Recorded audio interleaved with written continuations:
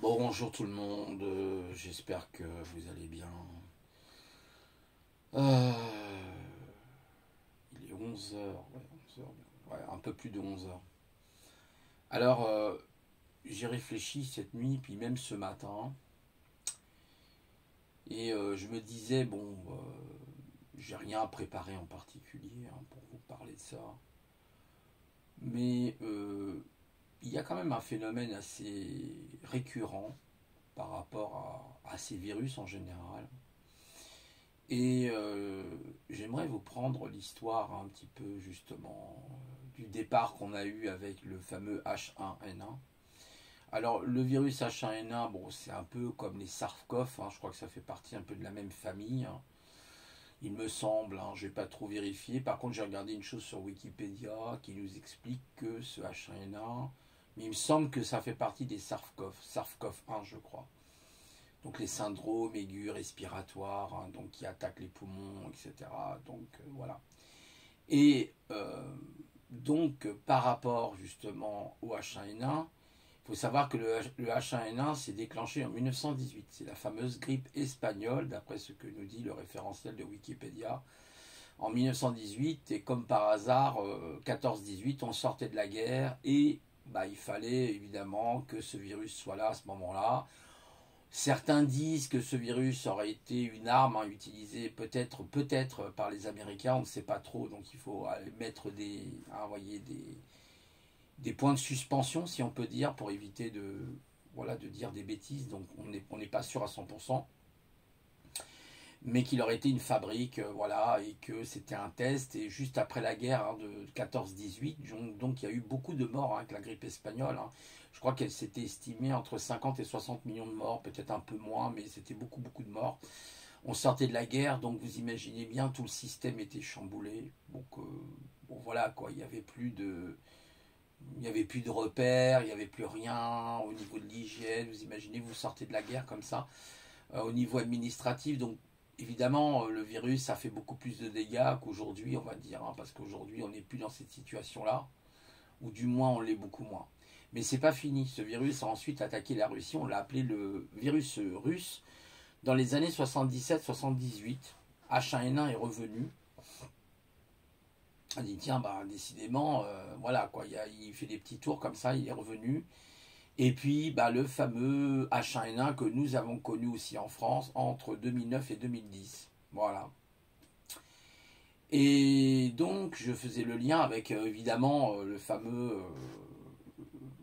Covid-19, hein, la Covid-19, il paraîtrait maintenant.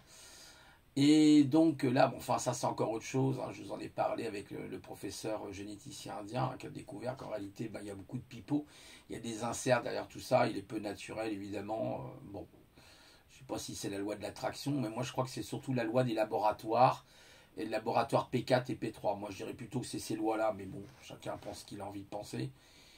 Et donc c'est un petit clin d'œil en même temps. Et en fait, si vous voulez, ben, il ne fait pas plus de dégâts qu'une grippe. Il y a bien sûr des variantes hein, qui sont dangereuses. Voilà, bah, les variantes, elles sont liées, vous verrez, pas avec bon, hein, AstraZeneca. Bon, c'est vrai, je ne vais pas trop parler parce qu'après, on risque d'être voilà, d'être plombé, d'être censuré, comme dirait l'autre. Mais le lien, quand même, est assez surprenant. Parce qu'en 18, je crois qu'il y a eu des crises. Alors, il faudrait vérifier, parce que là, du coup, je n'ai pas vérifié ces deux dates-là, 1918 et 1977, qu'est-ce qu'il y a eu en Russie à ce moment-là. Mais on sait très bien qu'en France, par exemple, et dans le monde, il y a eu une crise. Et oui, la crise de 2009, hein, 2008-2009, on va dire, il y a eu une crise. Et comme par hasard, il y a un virus, comme par hasard, hein, comme par hasard, hein, je dis ça, je dis rien. Il y a une crise financière. Mais une crise financière, laissez tomber quoi, hein. 2008-2009, la grosse crise financière, rien n'a été fait pour essayer de réguler les marchés, rien n'a été fait dans ce sens. On a laissé courir les choses, etc. Voilà, comme d'habitude, hein, vous voyez, ça ne change pas. Et puis là, bah, on dirait qu'on nous refait le même coup du lardon, hein, c'est-à-dire que bah, on est en train de nous dire c'est du bacon ou du lardon, hein, choisissez entre les deux. Bon, est-ce que c'est la même chose du bacon et du lardon, hein, question. Donc, bah, on nous dit voilà, il y a une crise sanitaire, comme par hasard, on va réformer le système bancaire, hein, voilà, donc tiens, c'est étonnant, même Klaus Schwab en parle. Voilà, je voulais vous parler de ça. Il y a quand même des corrélations assez surprenantes, sans parler de complotisme, hein. C'est comme si une espèce de planification. Alors j'écoutais une personne là sur internet qui disait oui, mais il y a des valeurs de changement monétaire, ça a toujours été comme ça, il n'y a pas de complot, c'est normal. Bah ouais, bah il n'y a pas de planification aussi, c'est normal. Quand Klaus Schwab dit que 80% bah, des petits restaurants risquent de disparaître, les PME, les TPE, ah non, il n'y a pas de cause à effet. Non, mais non, c'est normal, voilà quoi. Et ça c'est franchement agaçant, c'est très très agaçant. Ces personnes qui ont une lecture, ils ont une grille de lecture, mais bon, bah voilà, ils cherchent pas plus loin, quoi. Voilà, donc, bah on est mal barré, on est mal barré. Là, en plus, j'ai appris ce matin que maintenant, bah, beaucoup d'États vont se mettre à la crypto-monnaie. Alors, il y aura une espèce d'hybridation entre la crypto-monnaie et puis, bon, l'argent encore, qui sera là, un peu électronique. Mais vous vous rendez compte, là on va dans la crypto-monnaie, quoi. On va dans le délire. On a l'impression vraiment de rentrer dans un film de fiction, quoi. Vous voyez, franchement, j'ai l'impression d'être dans Fondation, là, de d'Asimov. Je vous assure, c'est vraiment ça, quoi. C'est X-Files, quoi. On est en plein dedans. Voilà, donc c'était ma pensée du matin. Vous voyez, réflexion sur cette question. On voit bien toutes les corrélations, hein, et puis le changement brutal, ce qu'on appelle une disruption en fait, hein, du système, qui veut passer directement, bah, c'est déjà le cas là, avec par exemple vous avez des pays comme la Chine, bah, qui sont des exemples, hein, dans le contrôle de la reconnaissance faciale. Bientôt pour les étrangers, ah oui j'ai lu ça aussi sur le Figaro, tous les étrangers qui se rendront en Chine, petit test anal. Bon, on vous la mettra dans l'anal, hein, on mettra le petit test anal. Alors, il y a une personne qui a fait une recherche incroyable, franchement, une personne géniale, qui a expliqué qu'en fait, ce fameux test anal, c'est un vaccin. Parce qu'ils auraient trouvé des... Alors, je ne sais plus comment ça s'appelle. Hein. C'est pas des parasites, mais c'est des espèces de parasites, en fait. Hein. C'est comme un symbiote qui vous habite. Un peu comme dans Alien, vous savez. Hein. Et en fait, ouais, parce qu'aujourd'hui, il y a beaucoup d'aliens autour de nous. Hein. Des tireurs de langue, là, il y en a pas mal, des consanguins, là. Et donc, en fait, en réalité, ça rentre par l'anus et c'est comme une espèce de sangsue. Et ils veulent mettre au point, justement, une nanotechnologie qui permettrait de mettre la dose du vaccin, donc à l'intérieur de ces vers, de ces espèces de parasites, avec donc des doses nanotechnologiques. Alors, il y en aurait bien sûr plusieurs, hein, évidemment, pour faire le vaccin. Il n'y aurait pas qu'un seul de ces symbiotes. Hein. Et ça a l'air d'être sérieux comme histoire. Hein. Ils auraient découvert ça. Donc, on pourrait faire le vaccin par l'anus. Donc, bientôt, méfiez-vous si vous avez un test PCR par l'anus. Une espèce de test PCR, ça ne s'appelle pas comme ça, on a bien compris. Bah, ça sera une vaccination. Voilà, ça sera une forme de vaccination. C'est tout à fait probable. Grâce aux nanotechnologies, aujourd'hui, on fait des merveilles. Voilà, donc une fois qu'il est rentré, bah, le truc, il se perce. Vous voyez, et hop, il dépose le liquide et vous êtes vacciné, en gros. Voilà, ça traverse la barrière intestinale et vous êtes vacciné. Ah, vous avez déjà les sprays aussi, hein, qui sont utilisés aux États-Unis. Par exemple, on utilise beaucoup les sprays, puis dans d'autres pays. Voilà, donc c'était pour vous dire ça. Voilà, les actualités, enfin les deux principaux actualités que j'ai vues. Voilà, donc vous voyez, la réflexion, c'est toujours hein, le système bancaire.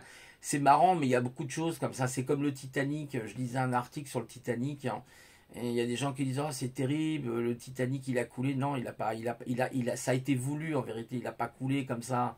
C'est complètement bidon. En fait, le constructeur, le propriétaire du Titanic, c'était la JP Morgan. C'était Monsieur JP Morgan. Et ben voilà. Et Monsieur JP Morgan n'a pas pris le Titanic ce jour-là. Il n'a pas pris. Il a laissé tous ses associés prendre le Titanic. Et c'est là où la catastrophe est arrivée. Vous voyez, c'est bizarre. Et comme par hasard, M. JP Morgan n'était pas là. Vous voyez, encore des financiers, encore des liens hein, en permanence avec ça. Vous voyez, l'argent. Hein. Alors, il y a des gens qui disent, oui, j'entendais, bon, il est sympa, Rémi, hein, de comment réservoir application, l'argent, c'est pas le nerf de la guerre. Non, mais c'est une blague ou quoi? Bien sûr que si. L'argent a toujours été le nerf de la guerre. Bah si, c'est aussi l'argent, c'est aussi l'énergie. Hein. L'énergie, tout passe par l'énergie. Hein. On va faire des guerres dans des pays pour récupérer le pétrole, etc., etc. Donc oui, un pays qui n'a plus d'énergie, c'est un pays qui est mort. Donc vous êtes obligé d'avoir des énergies fossiles, des énergies nucléaires, des énergies éoliennes ou solaires, mais vous basez sur l'énergie. Voilà. Donc tout est lié de toute façon à l'argent. Il faut arrêter de dire que l'argent c'est pas le nerf de la guerre. Je suis pas du tout d'accord. Après chacun ses opinions, hein, c'est ça justement la différenciation. Chacun a le droit à ses opinions. Moi, je suis pas en train de dire comme un PN qui vous dirait non, c'est moi qui a raison. Toi, tais-toi, tu n'as pas raison. Moi, j'ai toujours. Alors ça, quand vous avez ce genre de personnages qui ont toujours raison, qui vous disent qu'il n'y a que lui ou elle, hein, parce que c'est les deux, et qui vous disent moi j'ai toujours raison, toi tais-toi, tu as tort, vous avez affaire à un PN. Moi, je vous le dis tout de suite. Si ça se répète, vous avez affaire à un PN. Parce que normalement, dans une discussion humaine, ce que disait Antoine, une personne qui est un psychothérapeute en parlait très bien. Dans une vraie discussion saine, vous allez avoir une personne qui dit bah ouais, je sais pas forcément, mais je vais te donner mon point de vue. Voilà, je vais te donner mon avis sur cette question-là. Et on se rencontre, imaginez, on se rencontre, on va au café, on va boire une bière ensemble, un café, peu importe, et on discute de politique. Bon, bah de politique, il y en a un qui dira ah non, je suis pas d'accord avec toi. Mais si l'autre commence à vous répondre et vous dire ah bon, t'es pas d'accord avec moi, comment ça t'es pas d'accord avec moi, et que ça se répète, il ne faut pas une première fois, mais si ça se répète, alors là, méfiez-vous, parce que vous avez souvent affaire à un PN. C'est quelqu'un qui veut avoir raison, toujours raison, et les autres ont tort. Les autres, ils se taisent, ils n'ont rien à dire. Voilà, ça, faut bien le comprendre. Hein. Leur manière de fonctionner, hein. C'est comme ça. Voilà, donc les PN, masculin, féminin, parce que vous avez les femmes aussi qui sont pervers. C'était Antoine, hein, de psychothérapie, qui disait ça justement. Donc là, vous voyez, non, dans une discussion normale, vous avez un échange avec la personne, voilà, et qui dit, ouais, j'ai un point de vue, tu as mon point de vue, mais on va pas pour autant se mettre sur le nez parce qu'on a des points de vue différents. Voilà, c'est ça. La véritable relation humaine, c'est ça. Donc, bah, on en est là aujourd'hui pour revenir justement à nos moutons, si on peut dire. Bah, ils vont nous tondre la laine, hein, c'est le cas de le dire. Hein, ils vont bien tondre les moutons là. Hein. J'ai appris, alors oui, j'ai appris que pour à partir de juillet, toutes les personnes bah, qui sont au chômage vont perdre 20%. Voilà, 20%. Ils vont perdre 20% de leur indemnisation. Préparez-vous, ça c'est l'Europe. Il n'y a pas que ça, les RSA vont être concernés aussi, a priori. J'ai une nouvelle, je crois, aussi sur les RSA. Tous les minima sociaux, il va se passer des choses aussi pour eux. Ah oui, oui, oui, oui, oui, voilà, oui, eh oui.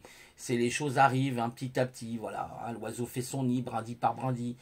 Et bah, évidemment, la France accepte toutes les contraintes européennes en général. Regardez les Allemands, j'ai discuté avec une personne ce matin, elle me disait, bah, regardez les Allemands, ils acceptent pas les contraintes comme ça, quoi.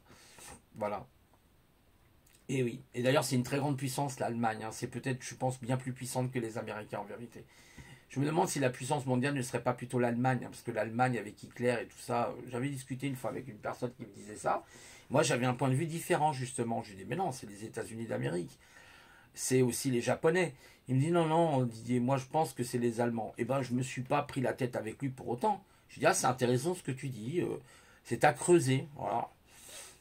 Pourquoi pas. Alors, pour revenir à notre sujet, hein, voilà, je pensais à ça, je me dis, waouh. Oh, les liens, mais c'est énorme les liens, quoi. Ils sont énormes, énormes. La seule chose pour le H1N1, c'était en 77-78 pour les Russes, ce qu'ils ont appelé la grippe russe, en fait, d'après ce que dit Wikipédia, hein, pas moi qui l'invente. Voilà. Donc, voilà, voilà. Voilà où c'est qu'on en est aujourd'hui. Voilà. Alors, quand vous êtes différent, quand vous pensez différemment, quand vous n'êtes pas d'accord, bah, on vous traite de complotiste. Voilà, vous êtes un méchant complotiste. Les gens, ils n'ont rien compris, quoi. Bon, enfin, il faut dire aussi que il y a quand même pas mal de débilitus autour de soi aujourd'hui. Donc, bon, enfin, je suis désolé, mais moi, je vois, de toute façon, c'est irrécupérable, irrécupérable. Ce matin, il y avait un sondage. Alors, bon, les sondages valent ce qu'ils valent sur Figaro. On posait la question aux Français par rapport au Covid, à la Covid-19. On leur a demandé, est-ce que vous pensez qu'il faut que nous remboursions la dette à cause du Covid? Eh bien, figurez-vous que 55, presque 56%, 55,7% des Français sont d'accord pour rembourser la dette. Non mais vous vous rendez compte? est-ce que vous vous rendez compte là où on en est aujourd'hui? Alors déjà qu'on a des dettes en dehors du Covid, hein, bien compris, on ne parle pas des dettes privées. Hein. Moi, je parle des dettes publiques. Alors les dettes privées, là, c'est autre chose. Hein. Là, c'est le capharnaüm. Hein. Là, c'est le crash. Hein. Je vous garantis que c'est le crash. Hein. Donc, on a les dettes publiques, les dettes privées, et on nous demande en plus de rembourser. Et plus de 55% des Français sont d'accord pour rembourser la dette. Est-ce que vous pensez à vos enfants, aux générations qui vont venir derrière? Vous voyez les égoïstes, parce que c'est pas eux qui la paieront la dette. C'est pas eux qui la paieront la dette. Ou alors ils y participeront, mais très peu. Alors que c'est les générations qui vont venir derrière. Vous voyez ces espèces d'égoïstes qui pensent qu'à eux. C'est lamentable, ce genre de raisonnement. Lamentable. C'est vraiment des raisonnements grégaires, de premier niveau. Voilà. Puis après vous, on vous traite de... Moi, je suis spécial. J'ai rien à voir, j'en ai rien à foutre. Moi, j'ai toujours dit, j'en ai rien à foutre de ce monde. J'ai rien à lui devoir, surtout à mon âge. Ok? Voilà. C'est tout. Donc, moi, je le vois. C'est pour ça que je m'isole. C'est pour ça que j'évite maintenant de parler aux gens, parce que ça m'énerve. Voilà, les gens m'énervent. Que ce soit sur les réseaux sociaux ou ailleurs. Je préfère, franchement, être seul. Et voilà, quoi. Et je suis plus tranquille. Voilà, c'est comme ça que ça se passe aujourd'hui. Je dirais pas chez McDonald's, hein. C'est pareil, la destruction, vous voyez, des petits restaurants, hein, tout le commerce, hein, de la gastronomie, et puis toutes les petites TPE, PME qui vont prendre un coup dans les dents. On veut détruire la classe moyenne. Eh ben, on s'y prendrait pas mieux. On ne s'y prendrait pas mieux pour détruire la classe moyenne. Voilà. Alors notre président a décidé, a priori, je crois, quand même de ne pas faire le confinement le week-end. Merci à lui. Je crois qu'il a quand même compris certaines choses par rapport notamment, je crois qu'il a un petit peu, il en a un petit peu marre du conseil là, sanitaire, là, vous savez, que ce conseil de sécurité, là, hein, il commence à en avoir un peu marre, Macron, hein, parce que c'est vrai qu'il y a des abus, je pense, et voilà, quoi. Bon, après, ça a quand même été une catastrophe, hein, je suis désolé, bon, la crise, elle n'a pas été bien gérée, hein, bon, voilà, bon, bref. De toute façon, pas là ou ailleurs, hein, dans d'autres pays, c'est pas mieux non plus. Hein. Voilà, en tout cas, voilà, c'est ce que je voulais dire. Moi, ce monde m'horripile. Il m'horripile. Chaque jour qui passe, il m'horripile un peu plus. Voilà. Là, j'avais la personne qui est venue pour mon papa, hein, pour sa toilette le matin. Elle me disait qu'il les oblige presque à faire la pique-pique. Hein. Ouais. Sinon, ils leur disent, alors ils les culpabilisent, ils essayent de les culpabiliser en disant ah, vous voulez pas faire la pique-pique. Mais vous vous rendez compte, vous êtes égoïste, vous pensez qu'à vous. Voyez, voilà comment on s'y prend. Voilà ce pays. Voilà où c'est qu'on en est arrivé aujourd'hui. Voilà. C'est mort, c'est fini, il n'y a plus rien à en tirer. Maintenant, ça sera, sauf qui peut, chacun pour sa gueule, excusez-moi hein, du terme que j'emploie, hein, mais chacun pour sa gueule. Vous allez voir si demain ça pète en France, il y a une guerre civile avec les cités, tout ça, parce que maintenant ils se règlent les comptes à coups de pistolet hein, à tous les niveaux. Vous allez voir les dégâts, vous allez voir les dégâts, voilà. Surtout dans les villes, etc. Évidemment, forcément. Mais même dans les campagnes, il ne faut pas rêver. Moi, j'ai vu dans les campagnes des trucs, je me souviens quand j'étais jeune, j'allais en Bretagne, il y avait toujours des bagarres, des jalousies entre voisins, etc. Ça change rien, ça change rien. La seule chose qui va changer pour vous, vous êtes isolé, ok. Vous êtes dans la nature, ok, c'est super. Là, c'est génial. Sauf que vous pouvez avoir un voisin, une voisine qui vous tire dans les pattes. Hein, moi, je regarde des fois Campagnol là, avec Christian. Là, il y a des histoires, des racontards avec le village. Le villageois, il est jaloux d'un tel ou d'un tel. C'est connu. Voilà, voilà, je parle d'un autre sujet, mais ça m'énerve tellement. Enfin, je veux dire, il n'y a rien aujourd'hui, c'est rien. Tout est mort, tout est mort. Voilà, c'est tout. Il n'y a pas besoin de discuter. Voilà. Mais vous avez tous ces gens qui y croient encore. Mais non, vous allez passer par une destruction. Vous allez passer par la destruction de votre humanité. Par la civilisation, point barre. Il suffit de regarder les sondages. Ah oui, mais c'est pour la pique-pique. Moi, je suis pour qu'on rembourse la dette du Covid. Vous voyez, tous les débilitus. Voilà. Les gens qui sont égoïstes. Voilà. C'est ça le monde dans lequel on est. Voilà, puis vous en avez d'autres, ils parlent que d'eux. Moi, je suis meilleur, moi, je suis ci. Voilà, ça m'énerve, franchement, ça m'énerve. Voilà, je vous souhaite quand même une bonne journée, et puis je vous dis à une prochaine fois. Bonne journée à vous tous, au revoir.